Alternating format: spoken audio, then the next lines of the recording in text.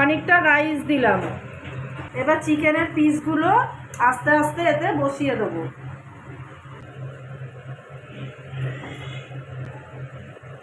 চিকেনটা এখানে সাজিয়ে দিয়েছি, আবার খানিকটা রাইস দিয়ে দিলাম। এবার ডিম আর আলুগুলোকে বসিয়ে দিচ্ছি। ওপর থেকে বিরিয়ানির মশলা দিয়ে দিলাম। চিকেনের যে গ্রেভিটা ছিল সেটা অল্প করে এতে দিয়ে দিলাম। এইবারে ওপর থেকে আবার খানিকটা রাইস দিয়ে দিলাম। এবার হাত দিয়ে রাইসটাকে ছড়িয়ে দিলাম। খুব অল্প করে ওপর থেকে নুন দিয়ে দিলাম। বিরিয়ানির মশলাটা ওপর দিয়ে দিলাম। ওপর থেকে ভেজে রাখা বেরেস্তাটা দিয়ে দিলাম। ওপর থেকে গোলাপ জল দিয়ে দিলাম। 1 বাটি দুধ ওপর দিয়ে দিলাম।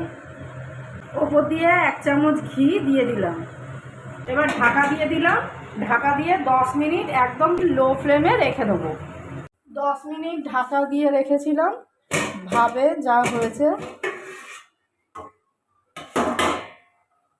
এবার ওপর থেকে ঘি দিয়ে দিলাম। চিকেন বিরিয়ানিটা আমার তৈরি করা হয়ে গেছে। এবার এটাকে আবার 10 মিনিট একটু ঢেকে দিলাম।